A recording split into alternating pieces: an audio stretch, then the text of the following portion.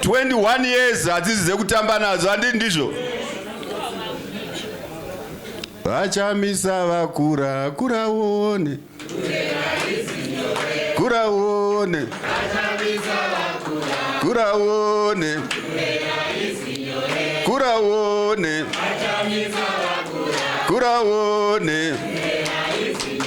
Kuraone. Kuraone. Kuraone. Kuraone. Chinja maitiro ako ezvoko. Vana Mnangagwa vaona vachamisa musangano uchifomuwa vaingoti kamufana akanoda kuitei, asi pamaelection apera chidlamatova akadzipwa neganda remhuru. Maitome uyai makamirira madzimai 2 minutes. Mururu nemuridzo.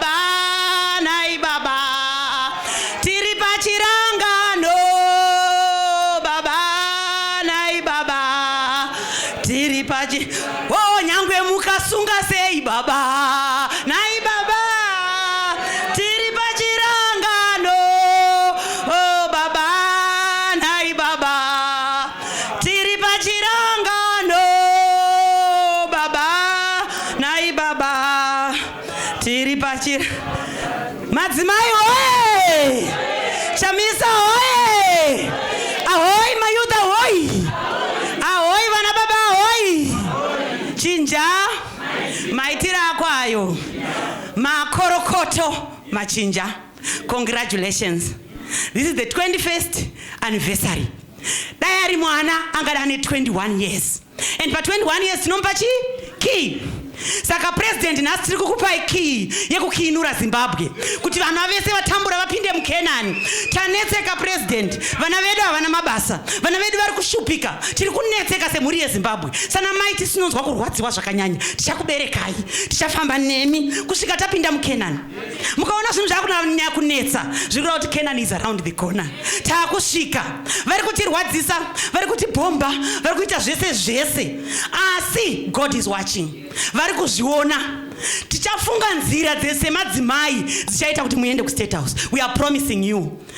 Murume anonzi Albert Einstein anotaura achiti insanity is doing the same thing over and over again expecting a different result. We are going to change our strategies. Mr. President, we are promising you.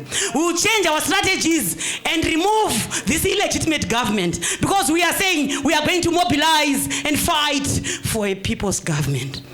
People's government, vanhu vakavhotera imi. You are the people's president. Ndimunodiwa, asi tiri kurasiswa nemhandu idzi. Vari kutambisa nyika yedu. Zimbabwe is a very rich country with over 69 precious minerals. Ziri kutambiswa, dzinosanganisira vana gold, vana lithium, vana diamond, zvese izvozvo. With only 3 minerals. Zimbabwe inosvika kuri. Ngavatipe chance mukomana wechidika apinde umu. Tivagadzirire masipageti rota vanogara taura mani. Tivagadzirire migwagwa. Tivagadzirire zvose zvakanaka zvinogara taurwa. Tine mukana wokuti tinogona kuzviita ndokunge tapuwa chance yacho. Asi vakaramba kutipa chance, ndanzwa mukomana wetajamuka pasolidarity yake. Wagona youth wagona. Ahoy mayouth ahoy. Ahoy mayouth ahoy. Mayouth anhasi handisi kuti makaita sei. Ndoda kumbokusiyirai tujinja tushoma shoma. Inini wacho ndichafamba nemi. Ndinoda kutoita muyouth mukati tiite toy ndinosvetuka kusvika apa. Zvese tichaita, the energy is there kusvika tasvika mukomana uyu apinda kuState House. Saka tiri kuti pa 21 years idzi tava nenguva yekuti taakuda kutonopinda muKenani. Zvaakurwadza vanorepa ndasei. Ndine nyaya imwe iri kundirwadza yaOnourable Johanna Mamombe. vari kushungurudzwa, vari kutambudzwa. Semadzimai, we are pained. Tiri kurwadziwa, tatambudzwa, zviri kutinetsa kuti toita sei, asi ticharonga kuti toita sei. Mnangagwa, tiri kuuyako, hatisi kukuvhundusira, hatisi kuzokurovai kana kuita sei, asi semadzimai tiri kuchema, we are crying. Mwoyo unorwadza kubereka, nokuti vana vedu ndivo vanoswera vari mustreet, vana vedu ndivo vamuri kutambudza. Vasiyei tigadzirise nyika.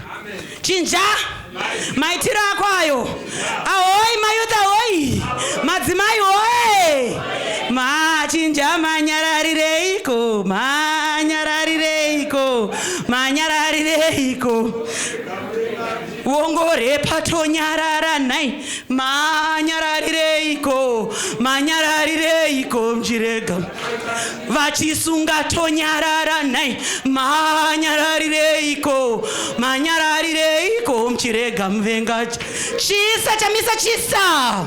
Chinja mazvita. Maitome.